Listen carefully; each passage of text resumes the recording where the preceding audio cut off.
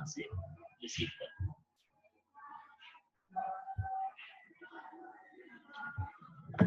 So chapter number 4 is the arrangement of elements.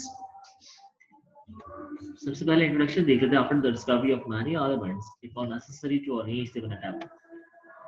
देखो हम एक ऐसे वक्त में, एक ऐसे दौर में खड़े हुए हैं जहां पर मुख्तलिफ एलिमेंट जो है वो डिस्कवर हो, यानी कि एक ऐसा ड्यूरेशन है जहां पर आपने एलिमेंट्स की स्टडी नहीं की है, एलिमेंट्स आपके डिस्कवर्ड होते जा रहे हैं. Now there is a time, there is a need of the time कि उन तमाम एलिमेंट्स को किसी एक टेबल में अरेंज किया जाए. और उन तमाम एलिमेंट्स को टेबल में अरेंज करने के लिए एक जो जिद्दोजहद का जो सिलसिला शुरू हुआ, the work started slowly कि ये काम का आगाज हो, but successfully after almost period of 85 years, तकरीबन 85 साल के बाद ये प्रोसेस कंप्लीट हुआ. कौन सा process? A table was designed for the simplest study of elements. एक टेबल डिजाइन किया गया जिसके जरिए हम एलिमेंट्स की स्टडी जो है वो कर सकते हैं. अब ये जो एलिमेंट्स हैं ये हम पीरियोडिक टेबल पर अगर देखें, which is on the page number 64 of your book content, आपकी किताब के मुताबिक जो ये चैप्टर है, ये चैप्टर नंबर 4 मौजूद है पेज नंबर 64 पे.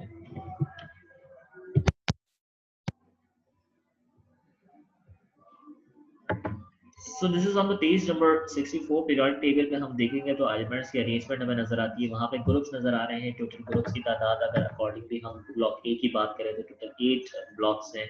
ग्रुप 8 है. Group number 1 till group number 8 ए.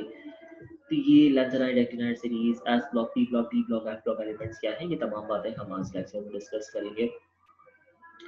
जहां से लेक्चर स्टार्ट होता है हमारा चैप्टर नंबर 4. ये बुक में भी आप अगर आप नोट्स पे देखेंगे तो आपको ये तमाम क्वेश्चंस भी मिल जाएंगे. कौन से क्वेश्चन है जो पूछा गया है पास्ट पेपर्स में, like the state law of pride has been asked in 2017, 2016, 2011, 10, 9 and 7 so on. ये चैप्टर के आगाज में ही ये पास्ट पेपर्स मेंशन है. So the first question, what do you know about Razi's classification? आप अल-राज़ी की क्लासिफिकेशन के बारे में क्या जानते हैं? तो अल-राज़ी ने क्लासिफिकेशन क्या की? He classified the elements into metal, non-metal and derivatives.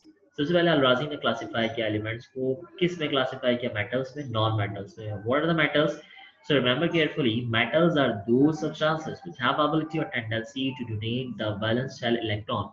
वो एलिमेंट्स जो अपना वैलेंस शेल इलेक्ट्रॉन लूज कर देते हैं, डोनेट कर देते हैं इलेक्ट्रॉन को, वो एलिमेंट्स जो है मेटल्स कहलाते हैं. But those elements which do not have ability to donate the electron but contrast they have ability to accept the electron and valence shell. तो देखो मेटल वो है जो इलेक्ट्रॉन को डोनेट करता है. तो वो एलिमेंट जो मेटल कहलाएगा, कब कहलाता है? जब वो इलेक्ट्रॉन को डोनेट करता है. और अगर एलिमेंट इलेक्ट्रॉन को एक्सेप्ट करता है तो वो कहलाता है नॉन मेटल्स. जैसे अगर हम बात करें ग्रुप नंबर 1 में, तो तमाम एलिमेंट्स के पास आउटर मोस्ट शेल में एक इलेक्ट्रॉन है and needs further 7 electrons in order to fill its octet shell. Group number 1 के तमाम एलिमेंट्स के पास, चाहे वो लिथियम हो, चाहे वो सोडियम हो, चाहे वो पोटेशियम है, चाहे वो रुबीडियम, चाहे सीजियम या फ्रांसियम, जो भी एलिमेंट होगा, तमाम एलिमेंट्स के आखिरी शेल में एक इलेक्ट्रॉन मौजूद है. और तमाम एलिमेंट्स को अपना ऑक्टेट यानी कि अपना शेल कंप्लीट करने के लिए मजीद 7 इलेक्ट्रॉन की जरूरत है. So this is very feasible for such elements to lose their valence shell electron. तो ये एलिमेंट्स अपना आखिरी शेल में पाए जाने वाला एक इलेक्ट्रॉन आसानी से लूज कर देते हैं. That is why they are called metals.